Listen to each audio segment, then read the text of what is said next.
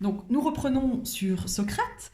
Et une chose qui m'interpelle dans ce que vous venez de dire, c'est que la dimension philosophique était étroitement liée au religieux, ce qui, à notre époque, ne semble pas forcément être toujours le cas. En tout cas, n'est pas présenté de cette manière. Pouvez-vous nous en dire plus? Alors, c'est sûr et c'est clair que quand vous dites philosophie à l'homme de la rue, tout de suite, il pense à Marx, Nietzsche, Sartre, Simone de Beauvoir et compagnie, c'est-à-dire à des grands philosophes qui sont tous athées et qui ont passé leur temps à déconstruire la religion, à dénoncer la religion comme une imposture, comme une illusion. Pensez à Karl Marx, nous disant que la religion, c'est l'opium du peuple.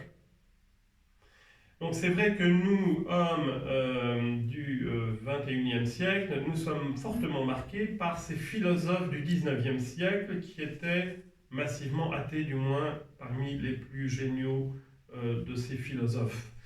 Et cette contestation ou cette confrontation entre philosophie et religion, on peut même dire qu'elle s'est beaucoup développée au 18e siècle avec les philosophes des Lumières. Et il faut bien avoir en tête que la philosophie des Lumières, historiquement, elle vient après les guerres de religion.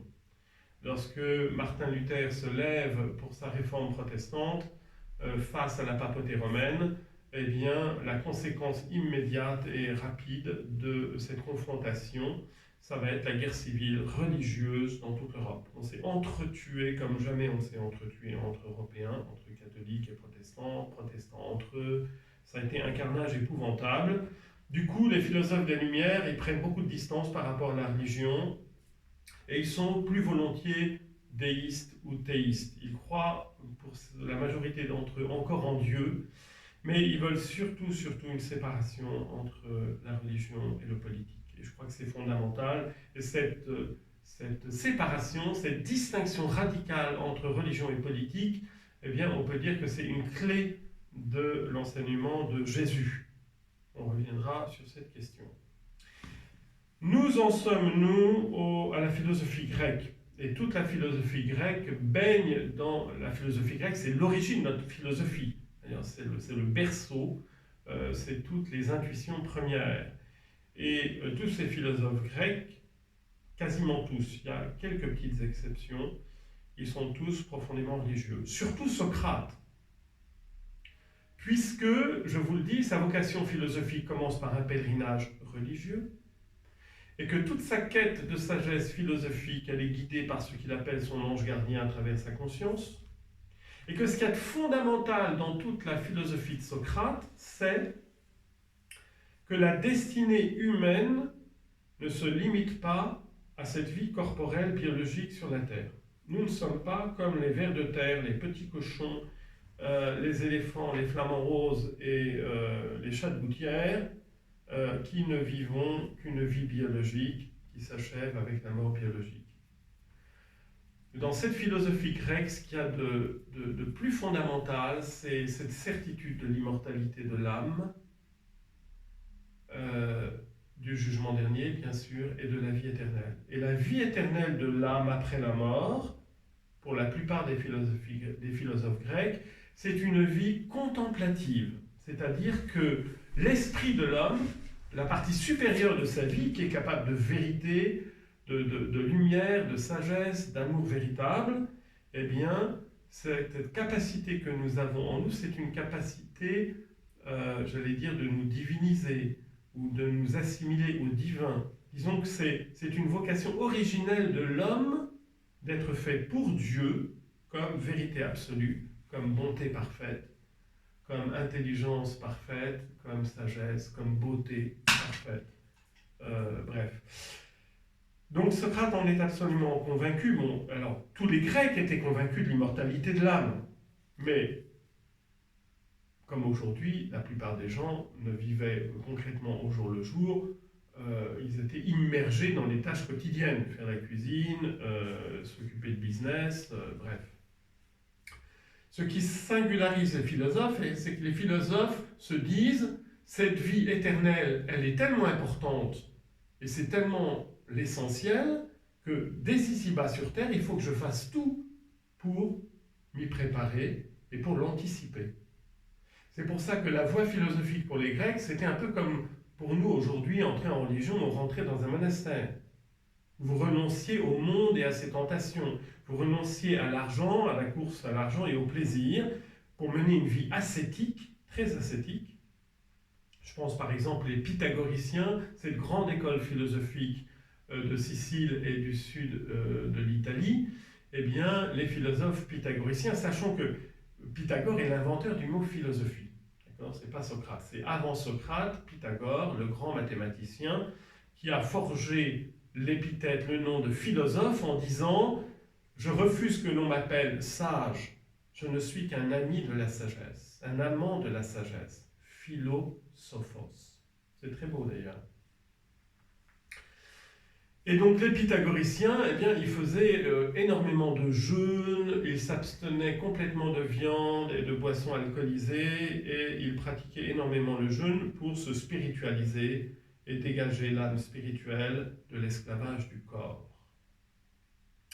Socrate, c'est la même chose. Il mène une vie de très grande pauvreté, une vie de très grande ascèse, parce qu'il est convaincu que la vraie vie, c'est la vie éternelle auprès des dieux. Alors, il faut dire qu'ils sont polythéistes encore à l'époque. Alors, ce qui est très curieux, c'est que chez la plupart de ces philosophes grecs, on n'entre pas en conflit avec le polythéisme de l'époque, même s'il y a cette conviction chez la plupart des philosophes grecs que l'essence divine est unique, et que Dieu est unique fondamentalement. C'est le cas pour Socrate. Pour Socrate, Dieu, c'est la vérité absolue et éternelle, c'est la bonté parfaite, c'est la beauté parfaite, c'est la perfection, et c'est l'unité absolue. L'unité absolue. Et la conscience en l'homme, c'est ce sanctuaire intérieur en son âme immortelle qui l'ordonne vers cet absolu, qui lui donne soif de cet absolu et qui lui permet de s'accorder à cet absolu. Alors cet absolu, il a porté différents noms dans la philosophie grecque. Pour les stoïciens, c'était le logos. Le logos, un mot qu'on retrouvera dans le prologue de Jean pour désigner le mystère de Jésus. Le logos, ça veut dire la raison, la parole, la sagesse, la pensée divine. Alors l'intuition du logos, elle commence avec Héraclite, qui est un philosophe présocratique à Éphèse, en Asie mineure. Nous n'avons de ces philosophes présocratiques que des fragments, et qui sont extraordinairement intéressants. Et donc, pour Héraclite, il y a en chacun d'entre nous une parcelle divine, une parcelle du feu divin. Héraclite compare le mystère du vin au feu. À cause de l'énergie du feu, à cause de l'ardeur du feu, de sa chaleur, de sa lumière. Et il dit qu'il y a en chaque homme une parcelle. Alors, le divin, c'est le logos, c'est-à-dire la sagesse qui gouverne le monde. L'homme a, grâce à son intelligence, grâce à son âme spirituelle, une parcelle en lui de ce logos, comme une petite flamme, qu'il peut très bien ensevelir, parce qu'il ne se préoccupe que de choses charnelles, ou bien il peut renoncer aux tentations charnelles et se focaliser sur cette petite flamme divine pour la faire croître et lui permettre d'entrer en résonance avec le grand feu divin. Accorder son logos avec le logos divin. Ça veut dire quoi pour les sages stoïciens? Ça veut dire conformer mon agir, toutes mes pensées, toutes mes actions à la volonté divine. C'est pour ça que les philosophes stoïciens sont les premiers philosophes à la fois du destin divin qui gouverne toute chose, qui est inéluctable, mais ça c'était une croyance de tous les Grecs, la croyance au destin divin. Mais ce qu'il y a de propre aux stoïciens, c'est que l'homme doit arrêter de s'opposer à ce dessein et ce destin divin. Il doit volontairement s'y soumettre à travers des événements, parce que c'est Dieu seul, comme Logos, qui va vous donner le sens profond des choses. L'unité vient du Logos. Vous voyez, Héraclite va dire, en apparence, tout est conflictuel et contradictoire. Les apparences sensibles, passionnelles et imaginatives, elles sont conflictuelles, elles sont dans une diversité, dans un tohu-bohu, c'est la pagaille, et vous êtes déchirés et tiraillés entre toutes ces tendances diverses. Le sage, il essaye de s'élever au-delà, vers l'unité transcendante, l'unité divine. Il cherche à contempler. qu'il cherche, et il cherche à conformer sa volonté à ce vouloir divin.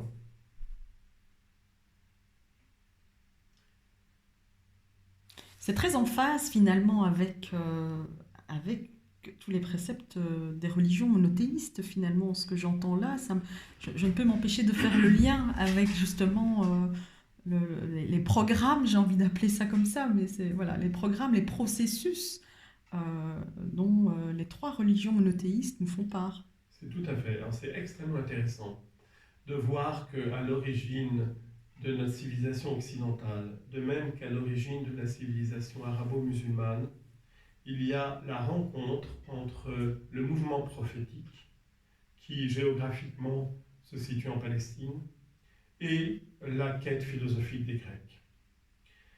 La quête philosophique des Grecs, c'est une quête qui est faite sans prophète au sens propre, sans livre révélé. C'est l'intelligence humaine qui cherche la sagesse par elle-même. Dieu vient au secours, bien sûr, puisque sa grâce conduit toutes choses. Mais c'est quand même très intéressant de voir cette double convergence. Il va y avoir une convergence entre la quête philosophique grecque, depuis Hésiode, les présocratiques, Socrate, Platon, Aristote, les stoïciens, les néoplatoniciens, une grande montée vers l'unité divine, vers la sagesse, vers la beauté, vers la transcendance de la vérité divine éternelle et de sa bonté ineffable et universelle, d'une part. Et d'autre part, un mouvement prophétique en Palestine, qui va être à l'origine des trois religions monothéistes, et qui arrive au même résultat. Enfin, c'est pas qu'il arrive au même résultat, c'est que le point de départ des prophètes, c'est Dieu est absolument unique. Dieu est la vérité, Dieu est la sagesse. Ce que les Grecs vont découvrir progressivement à travers près de 1000 ans de quête philosophique, eh bien, on va voir qu'il y a une correspondance avec ce qui est à l'origine du message prophétique. Avec Abraham, avec Moïse, avec Jésus, avec Mohammed dans l'islam, il y a cette convergence. Et cette convergence, eh bien, vont en prendre conscience les premières générations d'intellectuels chrétiens, juifs et musulmans. Il y a eu cette prise de conscience. Alors, elle s'est réalisée d'abord dans le judaïsme, spécialement en Égypte, dès le IIe siècle avant Jésus-Christ, avec par exemple un très grand philosophe qui s'appelle Philon d'Alexandrie, qui est un juif croyant de langue grecque, qui connaît la philosophie grecque et qui, si j'ose dire, va vraiment actualiser et réaliser ce mariage entre la sagesse grecque et la révélation prophétique. Ensuite, il va y avoir, dès les pères apologètes, dès Saint Justin que nous fêtons aujourd'hui, qui est le patron des philosophes chrétiens. Donc dès le 2e, 3e siècle, nous allons avoir l'élite de l'Empire romain, de langue grecque et latine, qui se convertit au christianisme et qui... oui, je prends l'exemple de Saint Justin martyr. Donc nous sommes, je crois, au 2e siècle après Jésus-Christ, fin 1er, début 2e, c'est très ancien. Et il est professeur de philosophie, il est d'origine palestinienne, de langue grecque, mais professeur de philosophie à Rome. Il enseigne la philosophie néoplatonicienne et stoïcienne, qui étaient les grands courants dominants de la philosophie. Le jour où on lui prêche le Christ, il dit, mais voilà la sagesse que je cherchais depuis toujours, voilà la vraie philosophie, c'est la foi chrétienne, ou la foi judéo-chrétienne. Et donc, il va y avoir ce grand développement des pères de l'Église qui ensuite va monter jusqu'à saint Augustin et saint Thomas d'Aquin, qui va réaliser une synthèse phénoménale de toute la sagesse grecque avec la révélation prophétique. Et entre deux, il y aura la même chose en l'islam. Les premières générations, alors il y a ce récit tout à fait extraordinaire de Al-Mamoun, le calife Al-Mamoun, de la dynastie Omeyyade, donc la première grande dynastie musulmane, qui a un songe la nuit. Et c'est en fait Aristote qui lui apparaît. Il voit un homme en vêtements blancs, avec une barbe blanche, lui apparaître, et qui lui dit « Je te demande de traduire toutes mes œuvres en arabe ». Il se réveille le matin, mais il se dit « Mais qui c'est cet homme qui m'est apparu ?» Donc il convoque tous les ulamas, les docteurs de l'islam, et personne ne peut lui dire qui c'est. Donc il convoque les rabbins juifs, les docteurs juifs et chrétiens, qui lui disent « Ah, mais c'est Aristote, le grand Aristote !» Et c'est comme ça que le calife Al-Ma'moun décide de fonder l'école de la sagesse, Bayt al-Hikma. Ça va être le point de départ du décollage de toute la grande civilisation arabo-musulmane et à tous les niveaux scientifiques, philosophiques et théologiques. Ça va commencer par la traduction systématique de toutes les œuvres de sagesse grecques et araméennes et chaldéennes en langue arabe. L'arabe qui n'était qu'une langue de bédouins analphabètes dans le désert, avec la révélation coranique, point barre, et quelques poèmes, enfin une tradition poétique très belle, et très fruste, une vie de bédouin, quoi. Brusquement, par le Bayt al-Hikma, par ordre du grand calife, successeur de Mohammed, eh bien, il va y avoir une entreprise de traduction systématique de tous les chefs-d'œuvre de la philosophie grecque, mais aussi persane et indienne, et chinoise aussi, en langue arabe, ce qui fait que, effectivement, au Xe siècle, le sommet de la civilisation à tout point de vue, astronomie, médecine, philosophie, théologie, c'est le monde arabo-musulman, au Xe siècle. Dont va profiter l'Occident, qui lui était rentré en barbarie phénoménale avec les invasions germaniques barbares. L'Occident, l'Empire romain s'est écroulé, du 5e siècle au 10e siècle, l'Occident est dans le sous-développement, l'arriération la plus phénoménale qui soit, l'anarchie la plus totale. L'Église va reconstruire cette civilisation occidentale en sauvant ce qui pouvait être sauvé, mais surtout grâce à l'apport de la civilisation arabo-musulmane qui, à l'époque, était le sommet en tout, quoi. Voilà. Merci.